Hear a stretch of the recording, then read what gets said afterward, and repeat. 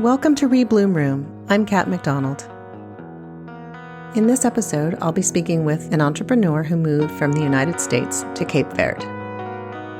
The Republic of Cape Verde is a collection of small volcanic islands in the Atlantic Ocean off the northwestern coast of Africa.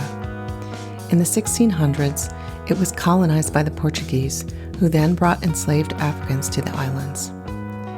Cape Verde gained independence from Portugal in 1975 and today is a member of the African Union. The people and language of Cape Verde are a mix of African and Portuguese cultures.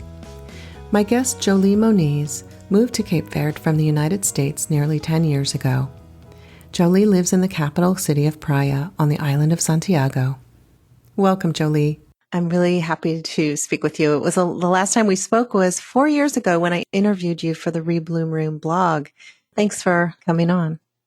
No, thank you so much for having me, Kat. I'm honored, and I can't believe it's been 4 years already. It's amazing, right? Yes. Yeah. So what have you been up to since then? Weathering the pandemic storm. So when, you and I spoke the first time, I had Avantari Tours, my tour company based in Cabo Verde. I had been doing it for 3 years, maybe? So over the years, doing tourism and bringing people mostly to Cabo Verde, but also some other African countries or countries of the African diaspora, people would fall in love with Cabo Verde and start asking for other services, especially once they got to know me and my team and knew that we were based here, that they could trust us. So things like, we'd like to give back to the country. Could you help us do that?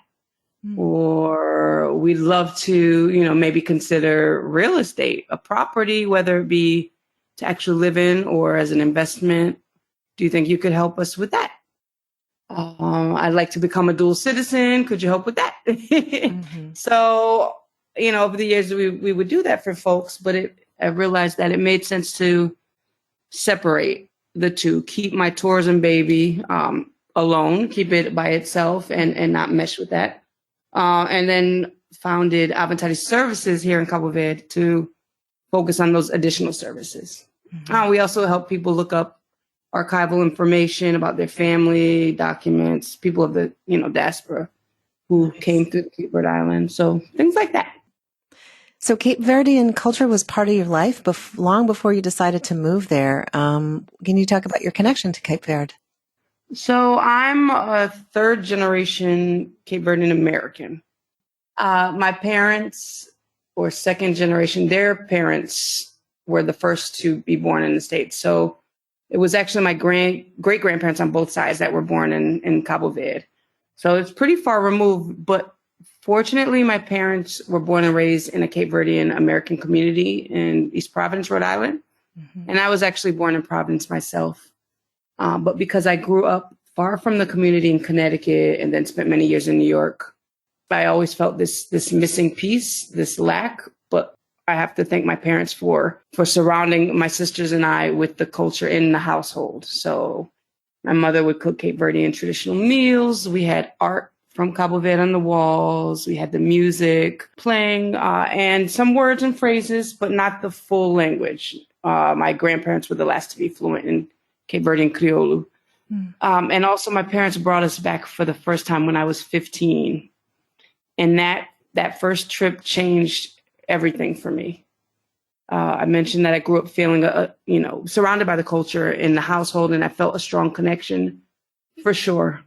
But after coming to the actual country and landing and seeing it up close, it cemented my love for the country. And I cried when I left. And every trip after that, I never wanted to leave, but, you have to return to life and jobs or college or whatever.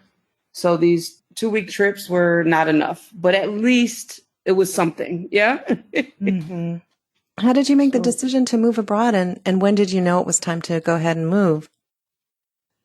The spring of 2012, I was engaged to be married. I know you probably remember this story. Yeah. To a guy. Yeah. The love of my life at that time. I had been with him for years and we were a couple months from the wedding date. And I was also in my 6th year at a job as a director of admission and financial aid at a great school in New York. And now that I look back, I can say I wasn't fully happy. I was content. Mm-hmm. I was ready for change. I'd been in the same career field for 10 years. I'd been in the same home in New York for several years. I'd been with, I just was ready for something new. I was probably a little burnt out, but didn't realize it at the time. Mm-hmm. I was still very much in love with my fiance, but as the wedding day came closer, so let me back up and say that I guess I always thought that the change I was craving big time would come in the form of marriage to this man that I loved, and the new house we'd buy in Westchester, New York, and the kids we'd have, like the traditional life, traditional American lifestyle that I guess I grew up thinking I just assumed it would be my life, right? But as it came closer, I realized that I wanted something different for my life. And there were certain dreams that I had always had, like relocating to Cape Verde for a while, learning how to speak the language, Criollo, living abroad anywhere, starting businesses, taking financial risks, a lot of things that my lifestyle at the time didn't allow. There wasn't enough time. My fiance didn't have the same threshold for risk taking as I do. And I also couldn't see the next year in that same job at the same school. I kept stalling on signing my contract for another year. And I realized now that my gut was telling me that I wasn't supposed to be in New York any longer. I wasn't supposed to be in that marriage. I wasn't supposed to be at that job. I was supposed to finally take this chance, finally make that jump and do things that I always said I would do, like move to Cabo Verde, live abroad, start a company, do interior design, spend more time on my photography, travel more, like all these things that I was kind of suppressing to live this safe life and make people around me happy and comfortable and, finally married this guy I love. But I realized that love is not enough. And I was about to be in a life that wasn't for me. And so I one day decided to call off the wedding. And that was the hardest decision of my life. But once I did, it set in motion other decisions. So I said, wait a minute. If I'm not about to stay here in this relationship, I'm not about to marry this man. I don't have to stay in New York. I don't have to stay in this job. I'm free. I'm technically now free to do whatever the hell I want, to go wherever the hell I want. And so I started picturing like, where do I want to be? Do I want to go to California? No, it's too far from family. It doesn't have the culture that I crave. Do I want to go to Florida? No. So I went through these different places in my head, and then it hit me. Of course, I'm going to go to Cape Verde. Of course, what I've said I wanted to do all my life. And so I finally, I guess, created the space to do it. And I knew that if I didn't do it, then I would never do it. And I would just look back with regret or with what if, woulda, coulda, shoulda, which I do not like that phrase. So I just called up the wedding, told my family, and that they were so supportive. And I told my job, sorry, I'm not coming back. I have 3 more months. I'll fulfill my contract and then I'm moving overseas. So that was it. But my plan was to come for a year. I don't know if you remember that. Yeah. So I was going to come, just kind of do me for a year, write, find some kind of job, blog, read, dance, get healthy, learn, and most importantly, learn Criollo and be closer to my country of heritage. Mm-hmm. And what is it? Almost 9 years later, I'm still here. That's incredible. Yeah. That's so wonderful.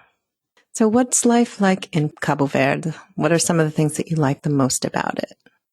Ooh, that's a long list. Let's see. I love seeing brown people everywhere. I will never get tired of that. Having grown up a lot of my life in like suburban Connecticut, gone to predominantly white schools, high school, private school, worked in, 2 private schools, gone to one, went to University of Virginia. Very comfortable in any environment, but I have to say there's something about being around people who look like me. So seeing brown people, being in Africa, there's a different energy here. And I found that whatever country I've gone to in Africa resonates with my soul. Hearing my language spoken, finally being able to speak it. I love the fact that Cabo Verde has live music all the time, everywhere. Yeah. I love music, and you can dance all the time, everywhere. I love dancing. And it's like this passionate type of dance, more so partner dancing, whether it be one of the traditional genres, and there are many, or kizomba. It's usually partner dancing, which I think is so much more fun and sensual. Zomba, is that the sort of like tango, but more complicated? Absolutely. I thought you were going to say sort of like tango, but more African. Yes, it's definitely more complicated. It is, yeah. But isn't it so graceful and sensual and beautiful? Yeah, all you need is a strong lead and strong legs. But I feel like I'm floating, honestly. Yeah. Those are some of the things I love, but I could go on. Yeah, fresh fish, fresh seafood everywhere. For someone who's almost a pescatarian, that's heaven.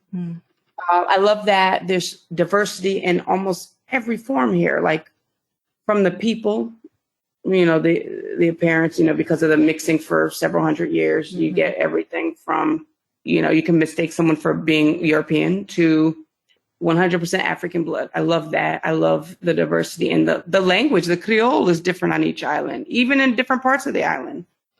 I love the topography, the geography, different. I mean, mountains to white sand beaches, black sand beaches, hills, deserts, a couple of deserts. I mean, really, the landscape is incredible.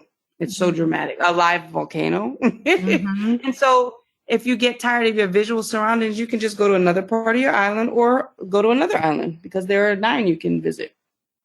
Living on an island or a group of islands, do you ever it's in the middle of the Atlantic. It's not really near anything, right? Besides itself, the other islands. Right. Do you ever get that feeling of isolation or island fever, right? Yeah. I do. It takes a while because I'm honestly so happy here. What do you do when you feel like I've had enough? Yeah, like I just need to change the scenery for a bit. I go visit family in the States and or go to a new country, preferably on the continent. And then I'm always refreshed quickly and always happy to land back in Cabo Verde. Nice. Yeah. What countries have you visited on the continent? Senegal several times, Guinea-Bissau, the Gambia, Ghana. I feel like I'm missing one. I really need to explore some new countries on the continent. Which was your favorite? Which was my favorite? So far. Woo! Senegal and Gambia may be tied, but they're totally different. If I had to choose a place to stay, it would be Senegal. It's a nice medley, contrast. I like the fact that, it has everything from like the more sophisticated places, and you can buy anything, have fun shopping, lots of amazing food. But you can also go to like rural settings, fishing villages. There's a part more south that's a little bit more green and lush, kind of more like being on the countryside. I like the fact that even in Dakar, in the city, it's right near the ocean. So you always feel like you're near the ocean. You kind of smell it. You see sand places, and that makes it feel familiar for me. The people are beautiful. I'm a visual person, so I like just watching people. They're stunning. Yeah. I like that they, you can hear the different languages being spoken. There's a Cape Verdean community there. That's pretty cool. Well, back to Cape Verde. Yes, my heart. So you've been there for a while now. So what are some of the challenges that you've found living there? It's small. And I'm on one of the bigger islands and also in the largest city, the most populated. So I feel like I'm totally content here. But there are moments when it's like, ooh, it's an island. And you're reminded, like, even going to just the grocery store, I'm almost positively going to bump into someone I know. I may not know them well. I may not even remember the name, but I'll know them in some form. So there's a lack of anonymity. Yeah. So I guess that's one thing I like about visiting the States or going to other countries. But it's also one of the things I love about here. It feels like a real community. You know, there are always people to look out for you and make sure you're okay. Feel safe here. Is it easy to make friends there? Yes, it is, because people are very outgoing and warm. It's just the culture. And there are a lot of social occasions that would allow you to meet people, new people. Nice. Cape Verdeans are social people, a party people, and amorous people. Yeah. There are definitely challenges in terms of trying to run and operate a business here. People move on island time. And I think it's compounded because it's not just island time. It's like also African people time, Black people time, CP time. I always joke that CV time is, Cape Verde time is lower than CP time in the States. You have to have patience because of, again, the slow pace. But that's also a nice thing about it. Like, there's less stress here. The country's slogan is Cape Verde, no stress. But when you're in a rush and trying to get something done, it can be stressful. People don't always respond to emails or phone calls or confirm anything right on the spot. They'll say, oh, okay, let me get back to you. Let me check and I'll get back to you. It's always like, you always have to wait. And, Americans, so the American side of me comes out and it's like, no, we want to know right now. Let's put it in the calendar today. Sometimes I feel like culturally, and again, it's a blessing and a curse. People tend to kind of live for today and think short term. Living for today and enjoying the moment is beautiful. So people live well. They tend to be happy, less stressed out. They're not just living for retirement or the future like we see in the States. However, in a business setting, Joli's internet dropped out, which she says is not uncommon there, but she got it back. Hello again. I think we hit one of the challenges. Yes, I think you're funny. That it's so true. I'm so sorry. No, it's no worries at all. I think there are more people of Cape Verdean descent outside of Cape Verde than there are in Cape Verde. That's right? Absolutely correct. And I've read that the Cape Verdean government is interested in having, more members of the diaspora return to Cape Verde and to live and grow the local economy. Yes. It sounds like you're part of that. You want to talk more about your project and, the ways that you're helping to build that business, grow the economy in your way? In my small way, for years with the tourism that I do, Avantati Tours is all about supporting locals. So I try to steer my clients to hotels that are owned by Cape Verdeans or Africans in general, locals. Our drivers, guides are all Cape Verdean. Try to support as many restaurants that are Cape Verdean owned as possible. I have been doing more and more with like just individuals. So, like private cooking lessons in someone's home, promoting artists from here too. That's a passion of mine. So, for example, because most of the tours are personalized, I'll find out if someone has an interest in art. And so if they do, I'll set up a meet and greet with one of the prominent artists here, or like a sip and paint type of event, things like that. So in various ways, I try to support local with my crafts. So I have a Quizzes de Cabo Verde line that is basically souvenirs, accessories, etc., that I design or curate. They're all made here in Cabo Verde. So in those small ways, I try to support local. But with the new company, Avantati Services, I'm trying to have an even bigger impact on the economy because it hit me that, okay, someone comes and stays for maybe 7 days, a whole week, or a 10-day visit, right? Of course, even if they're spending money in Cape Verdean-owned businesses, that's wonderful. But they can support the country, the local economy even more if they live here, if they move here. And so, again, helping people find real estate. Same process I use when vetting hotels or other businesses for the tourism, we use for the real estate. So right away, try to find out, is this building or is this apartment, is this home, is the owner Cape Verdean? And try to work with as many of us as possible. Also trying to encourage Cape Verdeans from the diaspora to come back home promoting how easy it is, how many advantages there are, how happy they could be here. It's not just good for the economy of Cabo Verde, it's good for them themselves.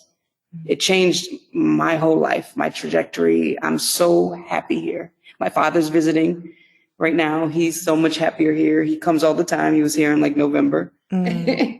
So I've seen Cape Verdeans come for the first time ever and cry.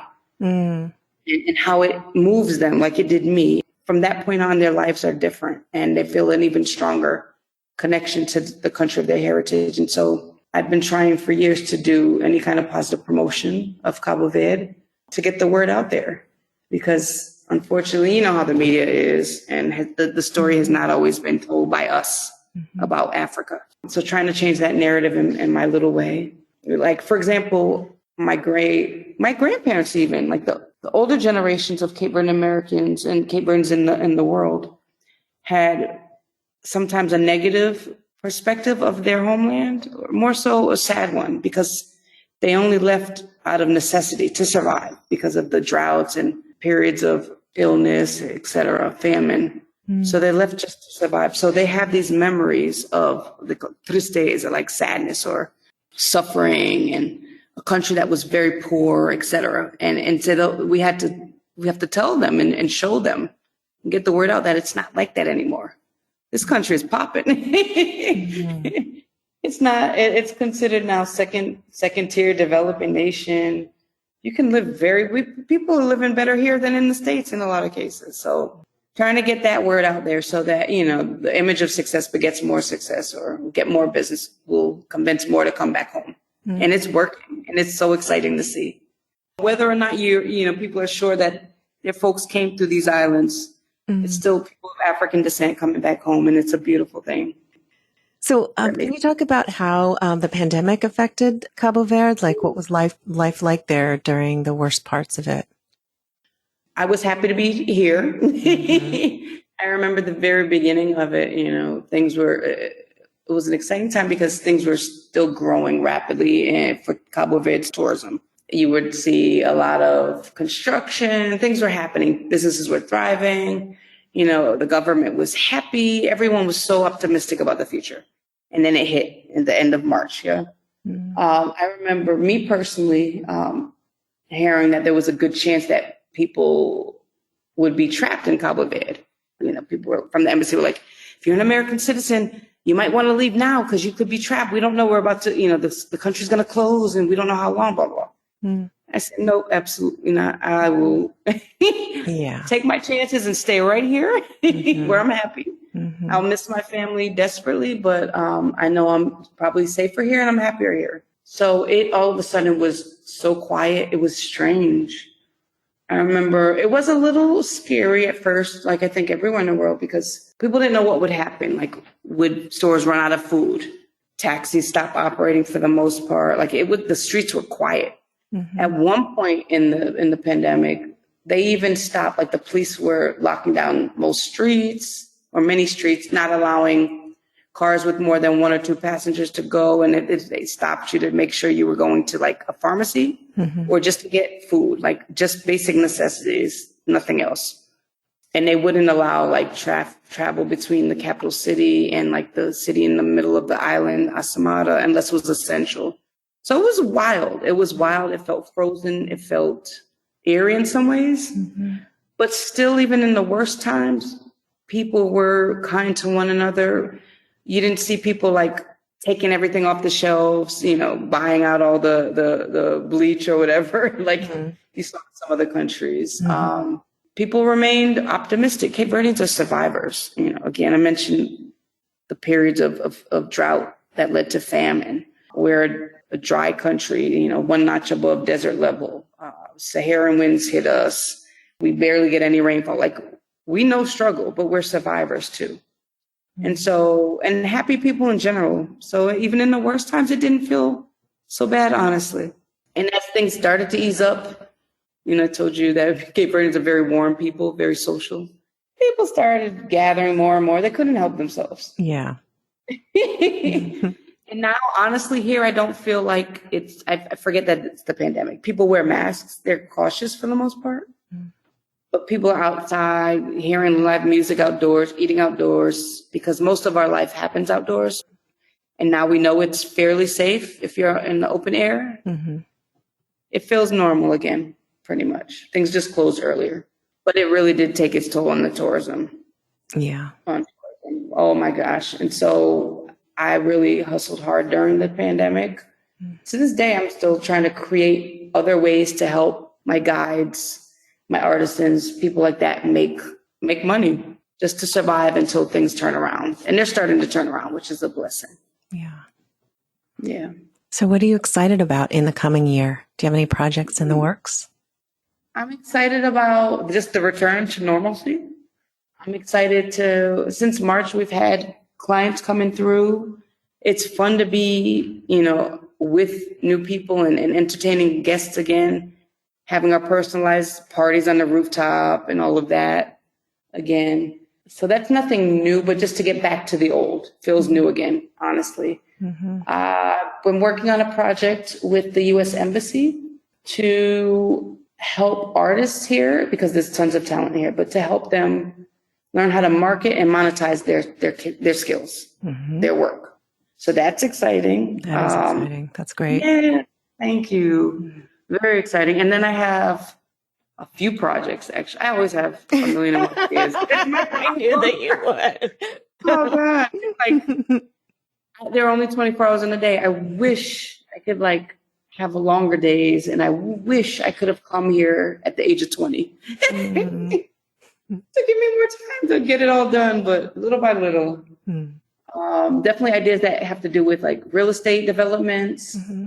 more with the arts. I'm starting to do group trips that are a mix of relaxation, fun, party trips around the holidays or whenever, but also investment trips. Mm. So, for example, there's this group of AKAs out of Chicago, and they're bringing their circle, some cues, and just anyone. You don't have to be from one of the fraternities or sororities, but they're bringing their circle to come mm-hmm. spend New Year's Eve here, get some culture, history, relaxation, and partying in, which is the typical Aventati tour. But they also want an info session on investing here, and they want to go see 4 different properties and learn about, some basics of investing here. And they're not playing around.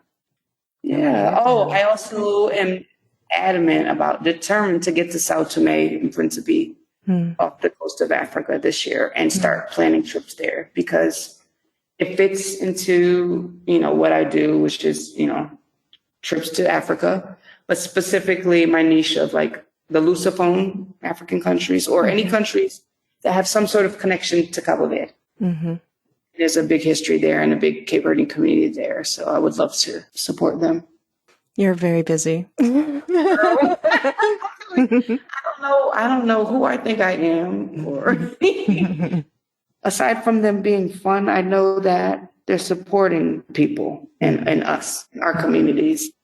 And that makes me so happy. So happy. Yes. Thank you so much, Joli. I really appreciate it. This is thank you. Inspired. And I'm inspired to say I'm going to come to Cape Verde. I'm looking at the pictures. That's beautiful. You're not going to want to leave, though. Just get ready for that. Yeah. Mm-hmm. It's a beautiful, beautiful place that really captivates so many people. I have a friend here right now. It's her 8th trip. And she's not of Cape Verde descent. She's African American, but she's fallen in love with Cape Verde and wants to now have a home here. Come at your own risk. Yeah. Yeah. Right. Thank you so much for inviting me. Thank you. I appreciate it. Always beautiful to talk to you. Yes. And good luck with your projects. Thank you. Yay. Thanks for listening. You can learn more about Joli's businesses, the country of Cape Verde, and related resources at rebloomroom.com/podcast. And remember to subscribe so you get the episodes as soon as they drop. Until next time.